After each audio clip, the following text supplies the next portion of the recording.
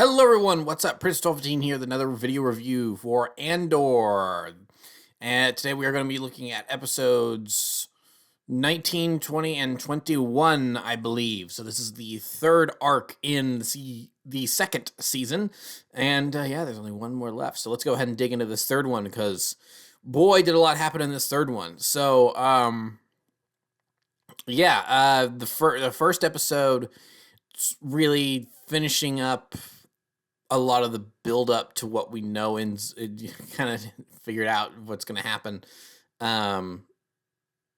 Showing us where our characters are a year since we last saw them again, and kind of establishing where they're at emotionally and all of that. So that way, when the thing happens in the next episode, then we are prepared and we know exactly where they are.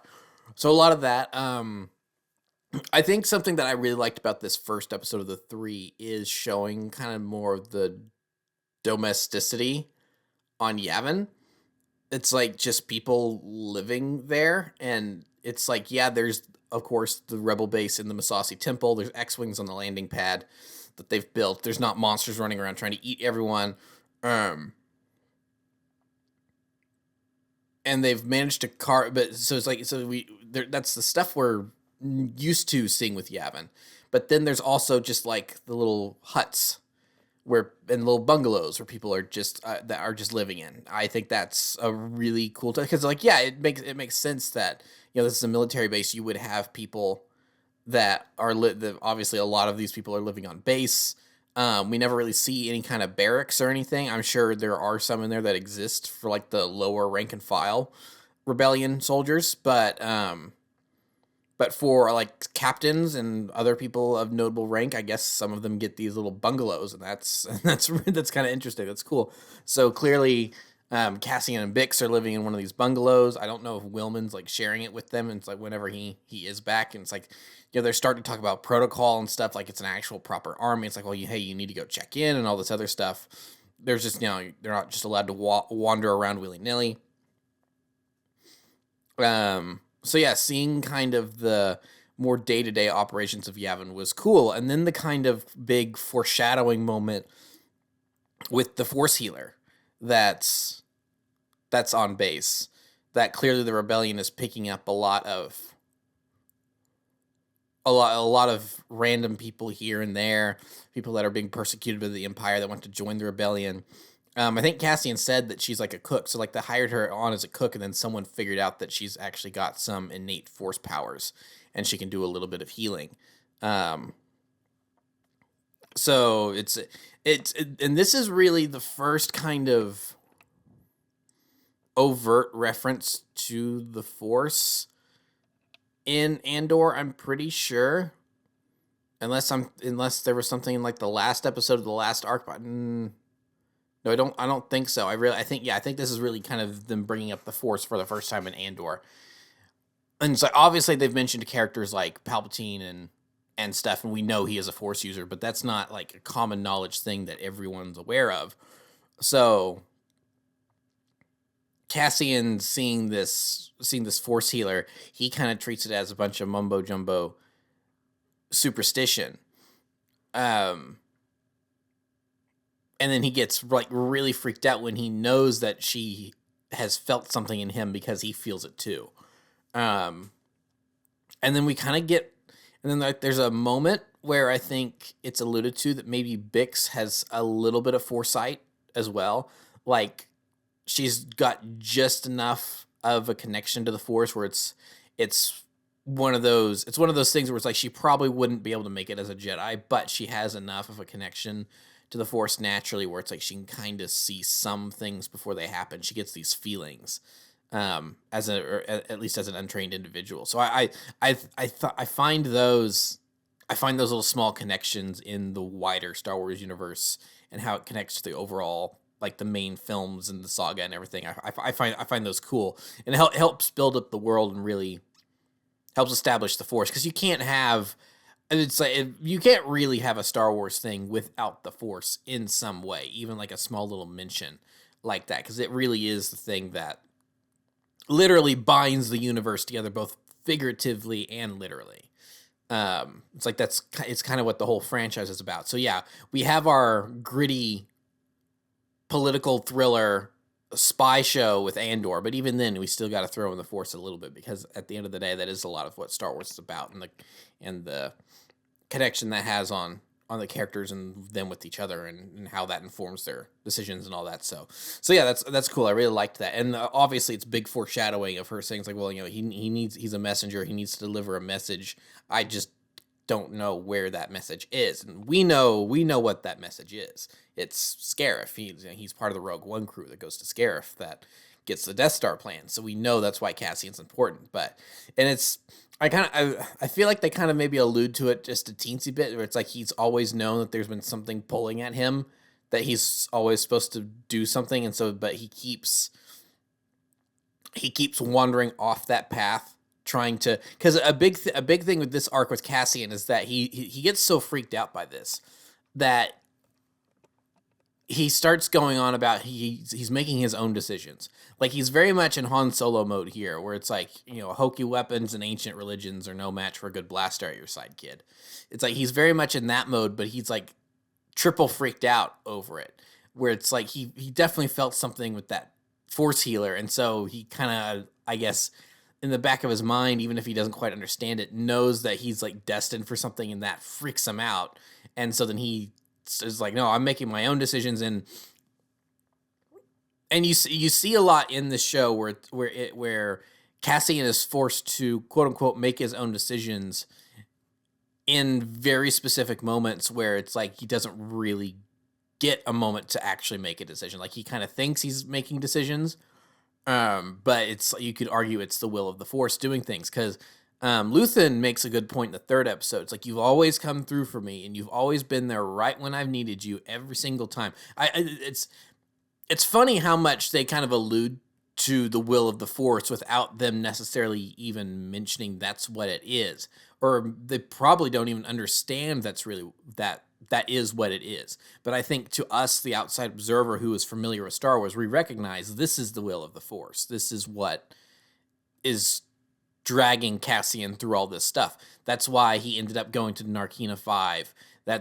And to help with the prison break.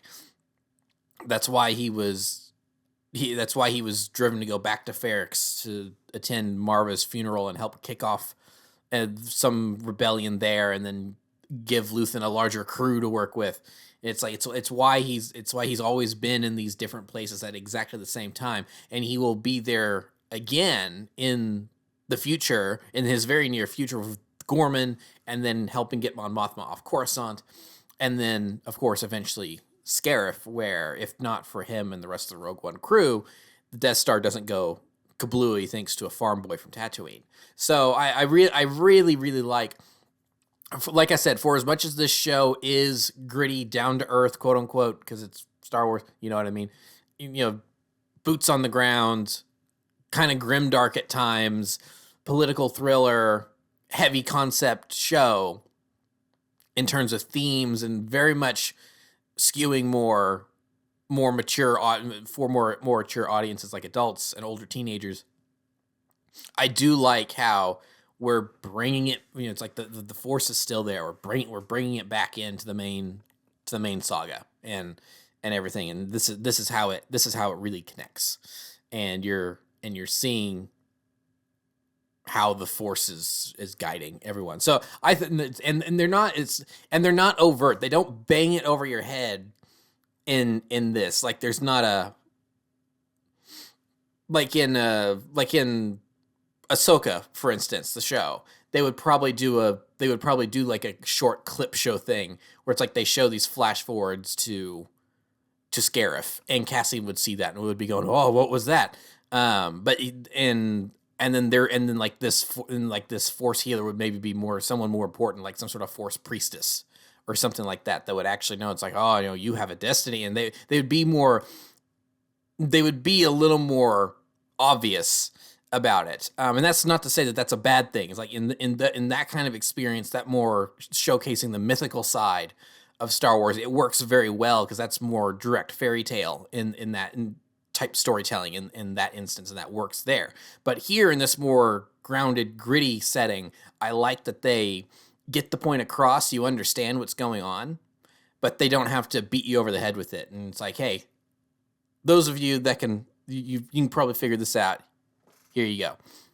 So I really like that. All the setup in this first episode is good. So let's see here, the Gorman front. I do like how Ryland's the dad, French dad. I like how he does kind of. It seems like he is like one step ahead of the rest of the Gorman front, but he's still a step and a half behind the Empire. Like he has this vague idea that there's like some setup. It's like it's not all quite.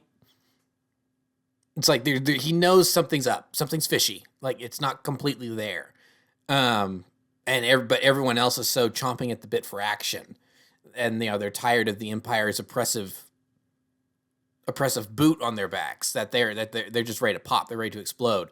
So I do like the yelling at each other in the basement, trying to figure out what their next move is going to be. I can't remember if it's this episode or the second episode with the massacre where someone says we can't remain silent anymore, and he says we'll be silent when we're dead. It's like, hey, if we make a wrong move here, then it's not going to matter. It's like we're gonna be dead. And then like Cyril's getting more nervous about what's going on and everything. It's like the build up to the Gorman massacre in the second episode is so well done, with 3 prior episodes like already, or with the first arc already laying the groundwork of, hey, this is where we're going. You kind of have an idea that this is not going to end well. Then the second arc showing the early building blocks of that, and then we jump a year, and then we see how far things have progressed in a year. That is maybe my one complaint, more of a nitpick, is I do wish that we had actually I kind of wish that we got more details on what the Gorman front's actually been up to, because I don't know exactly, because the HoloNet news people talk about the insurgency and that they've done this or that, but they're very sparse on the details. Like the one event that they kind of focus on is this bombing at the naval shipyards. But then there's other dialogue from other characters later in the episode that implies that it wasn't the Gorman front that did that. So who could it be? And then I think it's maybe implied that it was Willman that did that on behalf of Saw Gerrera and the partisans, maybe.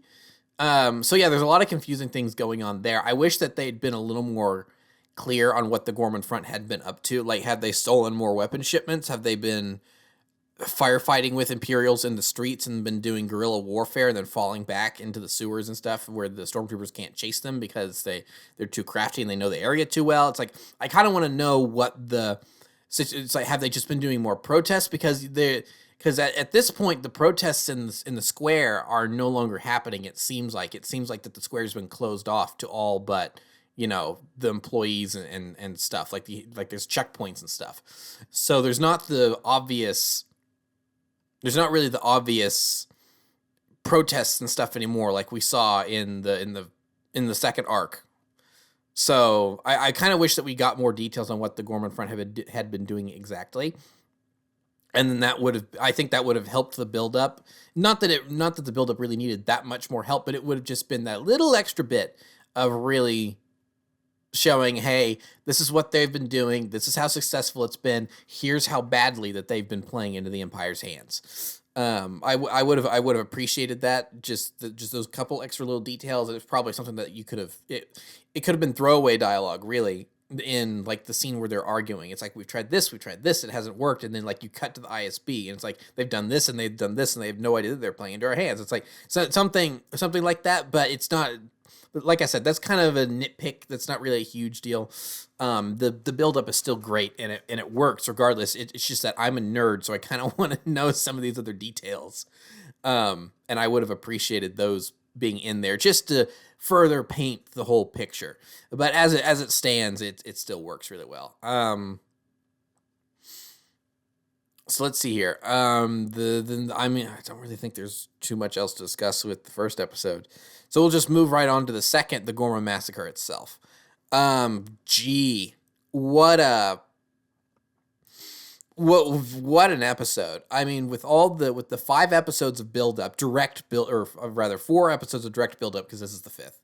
And then obviously the first 3 episodes kind of laying the groundwork of the season, kind of laying the groundwork for what we kind of know we're going to be getting. Yeah,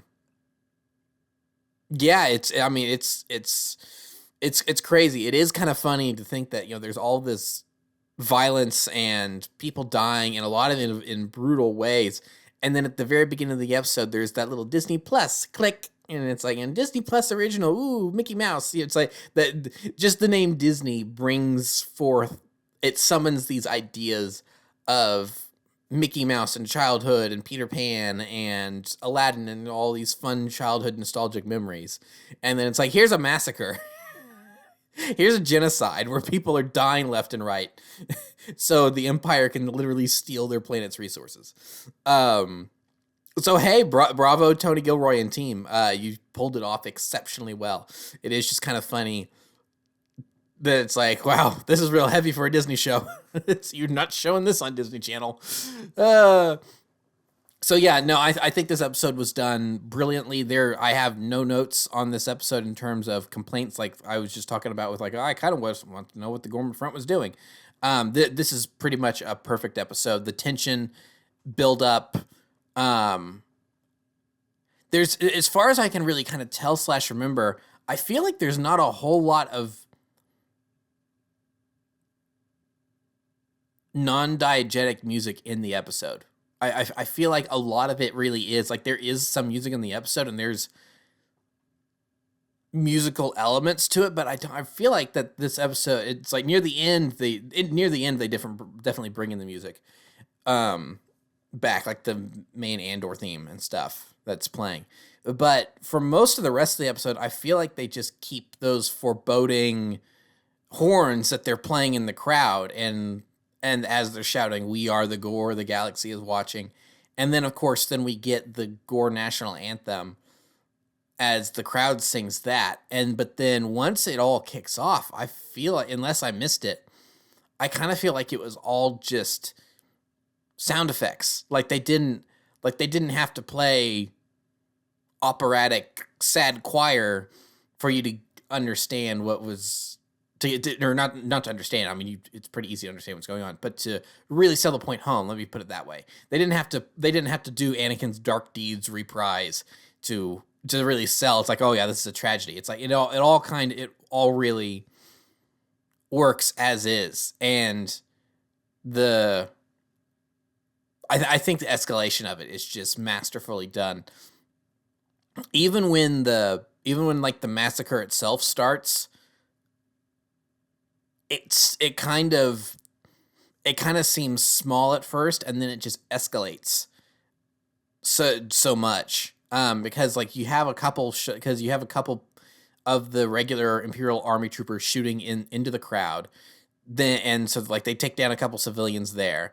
Then a couple of the Gorman Front in the crowd start firing back, and it is this very much, it's all kind of at first confined to the one kind of smallish area.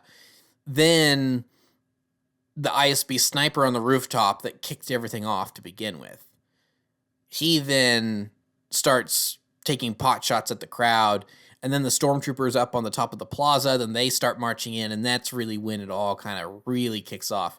And because for a lot of this, Cassian's almost just kind of standing off to the side, like just an observer. Like he's not even in it too much. He's trying to keep an eye on where Dedra is and seeing if he can snipe her. And so it's like there is this weird kind of disconnect feeling, like, us as the audience following Cassian. It almost, there's this almost sense of being what's going on being detached from reality, and like where Cassian watching this, and even though he's in the middle of it, he doesn't really. He's so single-minded and focused on trying to get Dedra that he's not really focusing on what's going on until the action really gets close to him. Like that stormtrooper is chasing a couple civilians, and he turns the corner, and Cassian whirls around and shoots him. In that really cool kind of almost crouch shot, like like a gunslinger, like the blaster's down at his side almost, and it still manages to hit the stormtrooper center mass, and he collapses down to the floor. Something I do want to say just really quick that I've been meaning to bring up over the last these last two reviews that I haven't brought up yet, I don't think, is, can I just say how gorgeous these stormtroopers look? I know that it sounds kind of like a weird thing to say, but the armor sets that they have crafted for these troopers in Andor, I think are arguably the best stormtroopers have ever looked. Because it's funny, like the stormtrooper is this kind of iconic design in sci-fi media, and it's like you look at it and you immediately recognize that as a stormtrooper. And yeah, it's a cool design.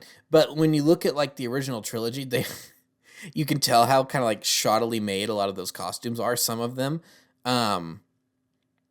like Return of the Jedi, I think is the big example for me anyway. I was like, yeesh, these costumes aren't really great. It's like if I remember the behind the scenes correctly, like a lot of the armor sets from A New Hope and Empire had like broken down and deteriorated by the time they were beginning to film Jedi, so they had to make a bunch of new suits, and then they had to make a bunch of them because they had these larger crowd shots.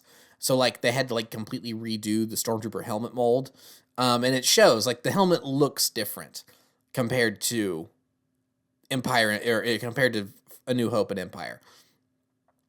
And I don't think the stormtrooper helmets in Jedi look good at all. When you really get decent close-up shots on them and everything, it's like I don't think they look good at all. Like there's every now and then there's like an armor set that's clearly left over from another movie, and it just looks a lot different compared to some of the newer ones. So yeah, the armor quality can definitely differ in the original trilogy, and then in other cases like they're animated, so they're literally just copy and pasted models, and depending on what you're watching, like Rebels, obviously those are animated characters, but then in Rogue One I thought the suits looked really, really nice, but then in other stuff, I wonder if it's like the lens that they're using for filming and how the armor looks on certain lenses, because like in The Mandalorian, stormtroopers look fine. They look good. They definitely look good. But I don't know. There's just something. I think maybe it is like the camera and the lens that they're using that in Andor versus say The Mandalorian. There is just something about the way that Rogue One and Andor shoot stormtroopers in the way whatever camera or lens they're using, where it just seems like to me that you can see more detail in the armor, and you can kind of really see how well crafted those armor sets are, because it wouldn't surprise me if it's probably a lot of the same armor sets between Rogue One and Andor and Mandalorian, the Book of Boba Fett, or whatever. Probably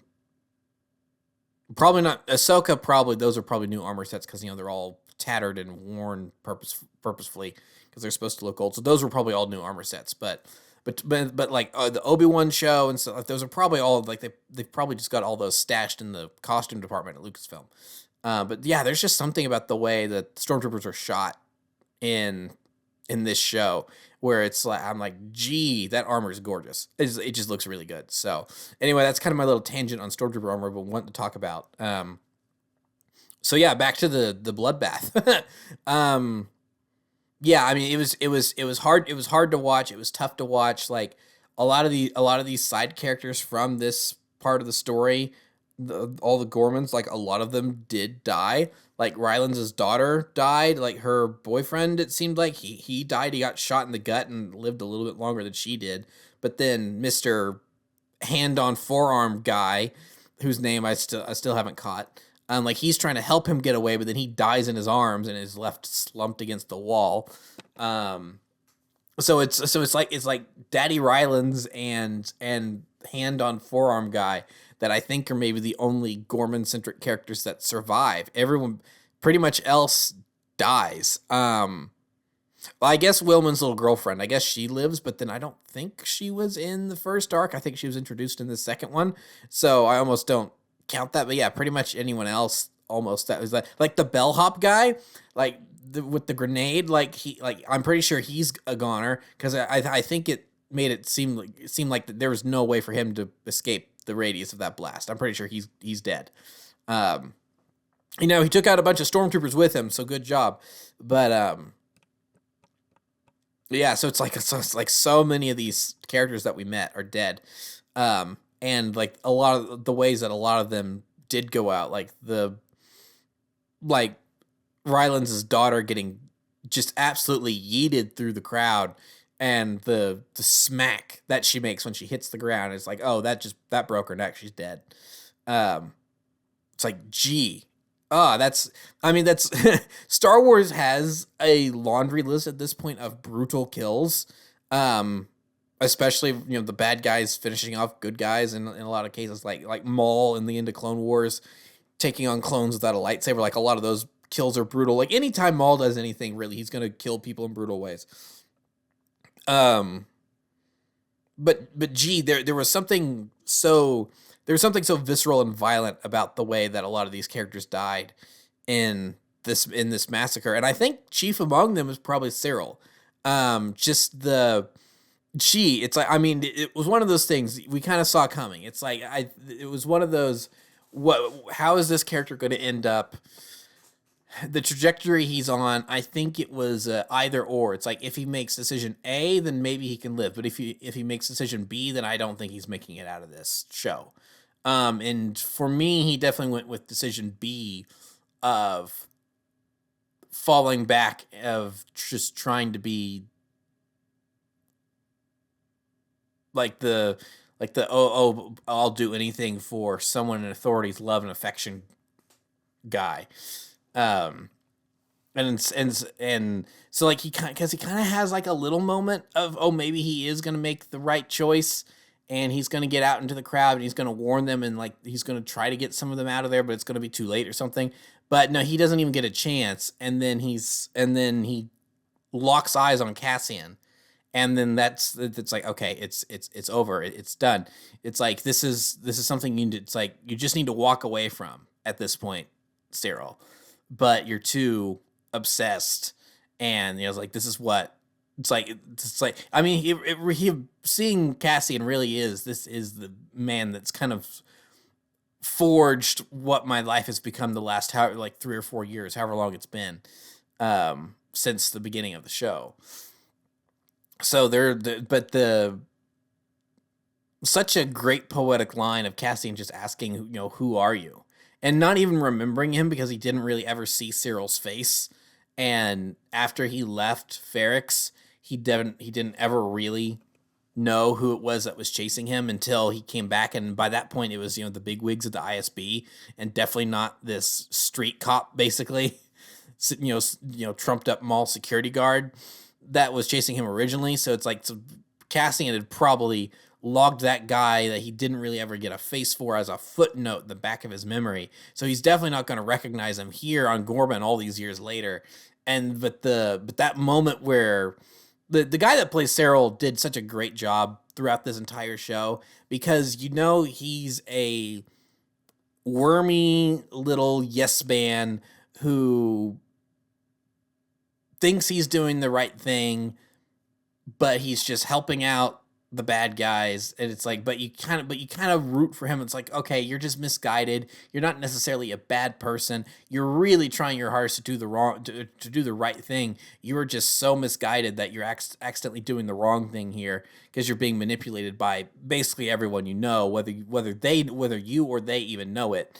And then he does it, and it's like, there is no chance for redemption given the circumstances. And then like I said, probably one of the most visceral Star Wars deaths we've ever gotten, because like it is so quick, but the animation of the blaster bolt hitting his head, and then him, and then like I kind of want to see like the behind the scenes before visual effects shots, and like what that set looked like.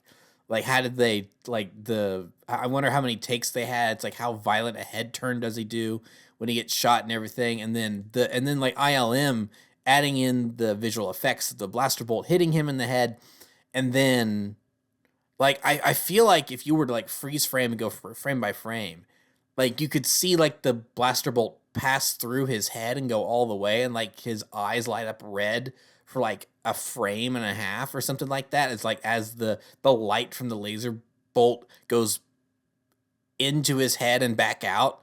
Like I think maybe I noticed that. I could be totally making that up in my mind. Like is that what I saw? But either way, um, yeah, just really really dark and gritty and realistic, and yeah, it's like this whole second episode is definitely, if this is not at least nominated for some sort of Emmys when the time comes around, I'm going to be shocked. Like this is definitely deserves to be nominated for a bunch of big awards.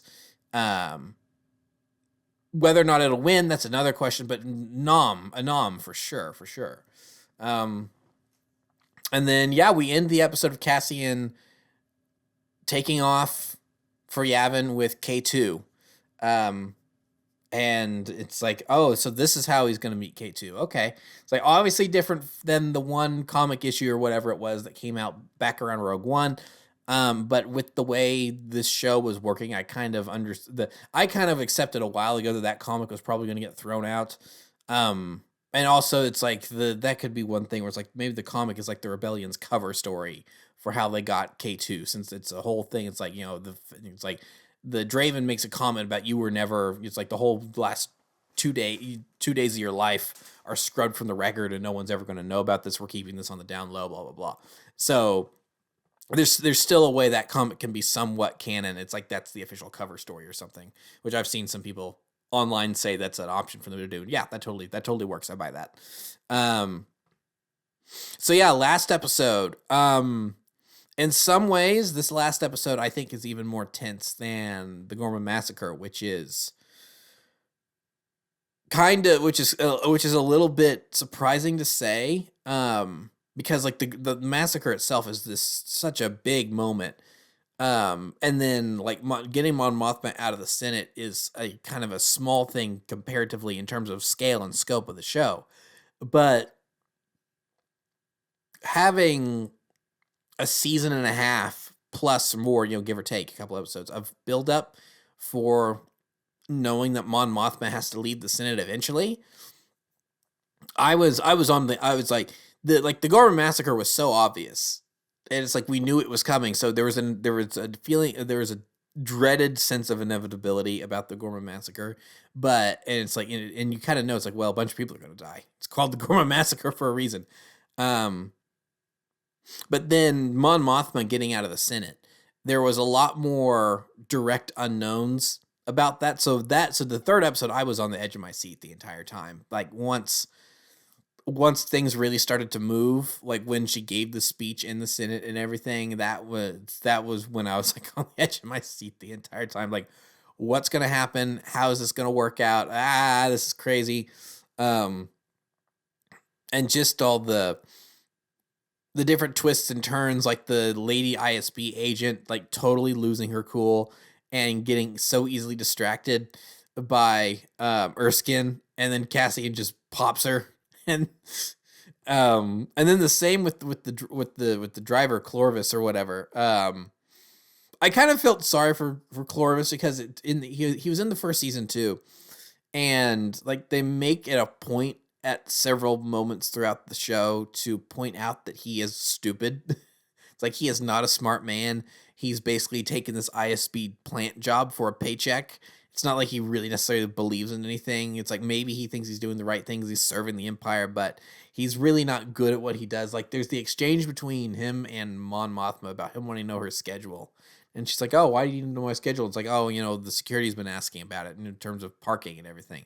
And she's like, oh, I'll speak to them. And they walk, and then she and Erskine walk away. She's like, I need to request a new driver. He's like, don't. They might send someone smart. So I did feel a little bad for him, even though he was, in the bad guy camp, technically. Just because it's like, you're just stupid. It's like, It's like, you are so out of your depth here, dude. It's like, you should never have gotten out of that car. You should have just waited for them to show up, and then Cassian probably would have just thrown him out onto the street, GTA style, and taken off. But instead, you got out of the car and went looking, and you're dead because of it. and it's like, you're too slow to realize what's happening, and it's like, bam, dead on the sidewalk. Um, so yeah, the speech they wrote for Mon Mothma was really good. I've already seen a bunch, and I know that it's going to be used for a long time to come. But like, that speech is definitely going to be one of those things that people edit all sorts of Star Wars scenes over and everything. Um, Stuff from like the original trilogy and Rebels and like the Jedi Fallen Order games and everything. Anytime there's an act of rebellion against the Empire and stuff like that's going to be in there a lot. Um, so yeah, really, really good speech. I do like the tie-ins to Rebels. Some people have some issues with them. I think it's so easy to smooth over those issues. Because like then the next immediate Star Wars thing after this episode would be Secret Cargo from Star Wars Rebels canonically. So and I did indeed watch that episode immediately after that episode of Rebels immediately after Andor ended this episode. And it was really cool to see that story kind of continue in a different medium. A little bit of a tonal whiplash because Rebels is definitely more original trilogy-esque in its storytelling in it's especially a New Hope, where it's like we're really focusing on like when it's not a finale or like a big character moment episodes, and it's kind of not just an in-between episode. It's very reductive, but you know what I mean. And just an episode like this where it's like they are focusing on like, let's just have kind of a easy breezy, fun, action-packed 22 minutes. And then that helps build to big cathartic episodes like Twilight of the Apprentice and Sabine's Trials of the Darksaber episode and everything. So yeah, it was a little bit of a tonal whiplash, but still it was cool to see the connections. In terms of all the speeches and stuff, because I know people have gone on about this online. To me, it seems very clear that the speech that the Ghost Crew is watching on the HoloNet is probably something that was broadcast later that they put together, because the original Senate speech that Mon Mothma gave was probably scrubbed as soon as possible, and it was much more passionate and directly. It was much more passionate, which to some degree I think does more damage to the Empire, so they wouldn't want that to rerun as much as possible. But then the Rebel Alliance, knowing that would probably be the case, they probably had her record another one, and that's the version that kind of the HoloNet decides is okay to use. And that one's probably a much more succinct, hey, here's my list of grievances against the Emperor. And so it's like, so yeah, it's not the Senate speech. It's just, a recap speech. It's like, in case you can't see the original Senate speech, let me reiterate all of my issues with Emperor Palpatine. And then of course there's the big call to arms at the end of the episode where the Rebel Alliance actually officially forms. So yeah, so a lot of cool connections there. And, yeah, I don't really. Okay. No, I do have something else to say, because it's a big moment. It's a really big moment where Bix decides to leave Cassian. That was very unexpected. Like, I knew something was wrong when he got back, and she wasn't. And it's like, and Cassian kind of knows something's wrong too, because he's like, I'm leaving, I'm done. And he's like, why aren't you talking? She says, I'm here to listen right now. And I'm like, oh no, she's going to do something stupid. She's going to, no.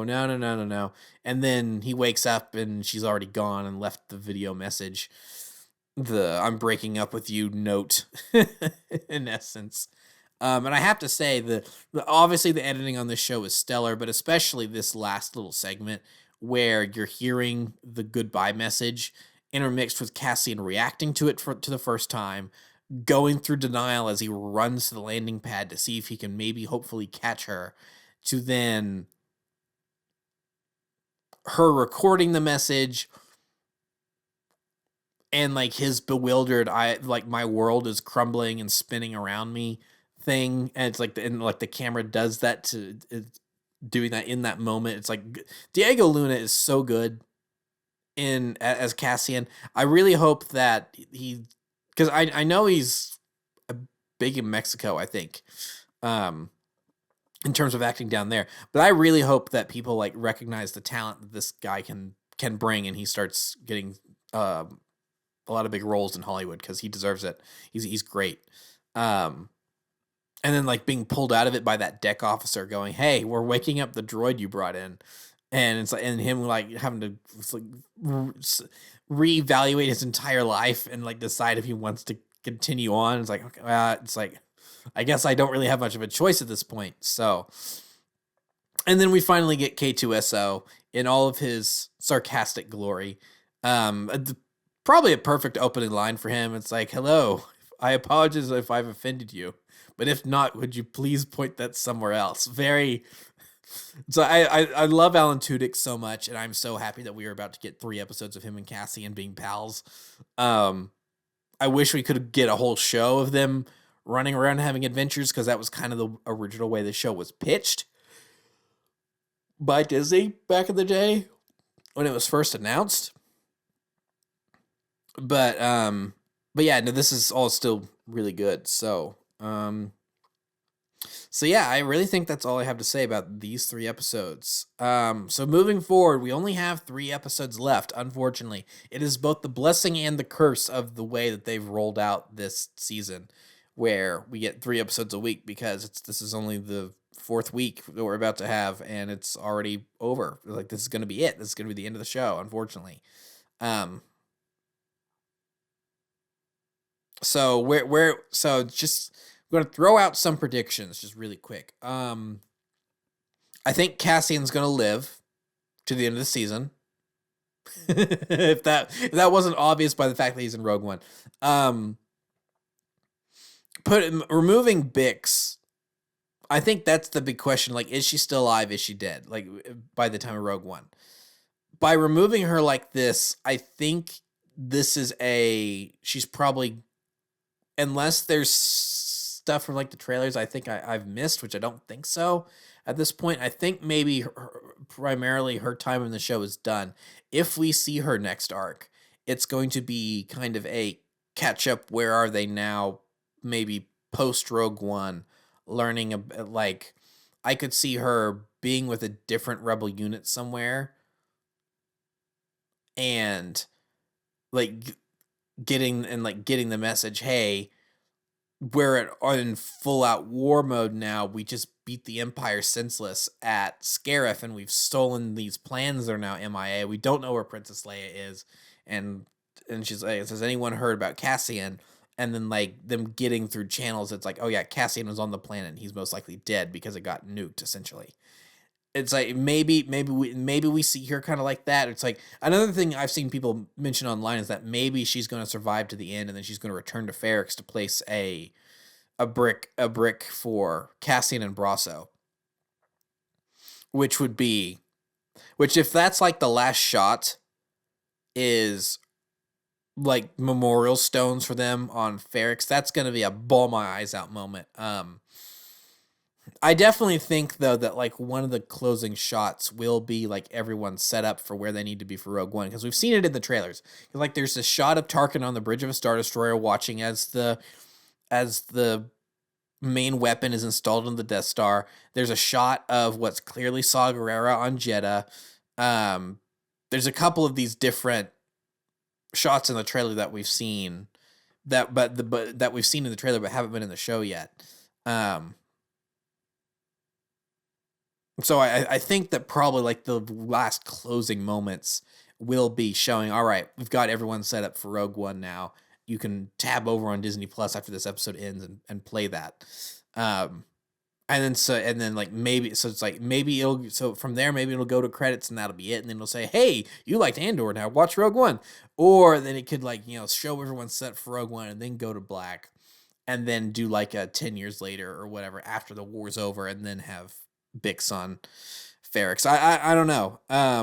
I really think that with the way they left her character, she's going to survive, but she's not going to see Cassian again, and that's kind of that's something that's kind of be kind of left unsaid but obvious by the end of the show. I don't know. We'll have to see. Willman,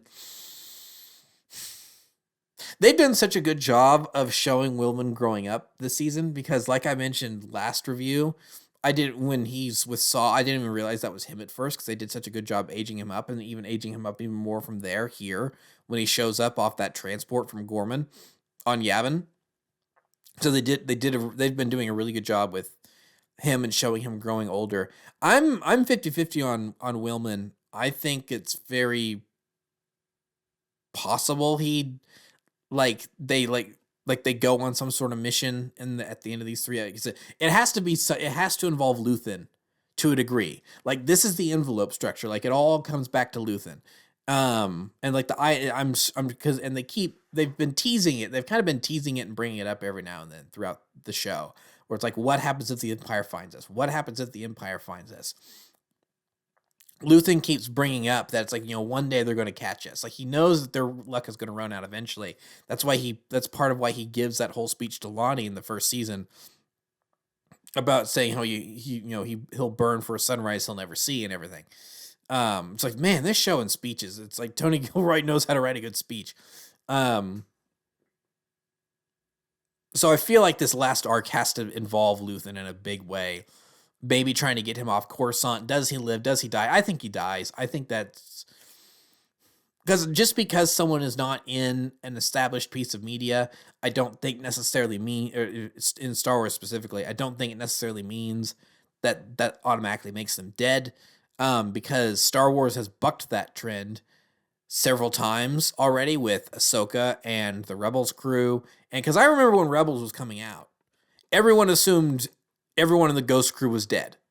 Like by the end of the show, like the show would end with them all dying and then them somehow helping the rebellion in a big way that would lead into the movies. Now, it's funny that everyone thought that because that's exactly what happened with Rogue One. But everyone also thought the exact same thing about Rogue One from the very start as well. Well, all these characters have to be dead, right? Because they're not in the movies. But Star Wars has shown, it's like, just because these people aren't in the movies doesn't mean that they have to die by the time this thing gets here.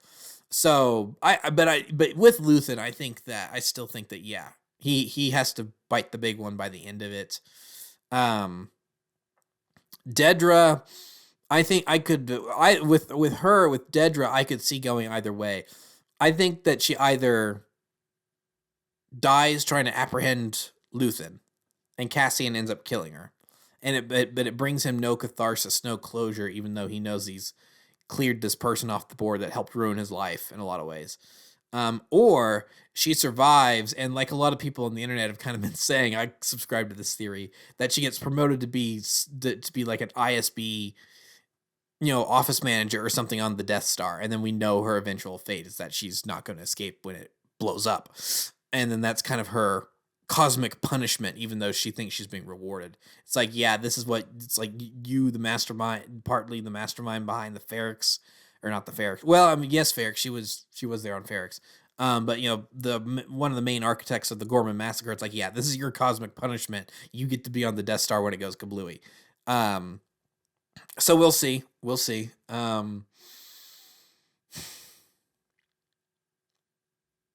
Clea, I think, as much as I hate to say it, I think she's dead too. I think she goes before Luthen. I think she probably tries to buy him time, and it doesn't work out, and she'll probably go down in a blaze of glory. Whether that's in a gunfight where it's like, because we've never really seen her fight, I don't think. But it would be like really cool to like see her suddenly draw like dual pistols and just like light up a bunch of stormtroopers, and then she goes out in a big firefight like that, or she blows up the antique shop and takes a bunch of ISB goons out with her that way. So we'll see. Yeah, Luthen and Clea, unfortunately, I think are probably not long for this world. So I mean, I'm recording this on the day it goes up on Monday, so we don't have much longer to wait and see. But so I'm very interested to see how this all plays out, and I've been going on long enough. So yeah, so that is my thoughts on this arc of Andor. I've only got one left, like I said, so I will see you guys next time. So thank you for watching. Remember to like, comment, subscribe, all that great stuff. Remember to follow me on Twitter and Instagram. Those links are in the description below. And I'll see you guys next time for the final 3 episodes of Andor. Thank you so much for watching, and goodbye.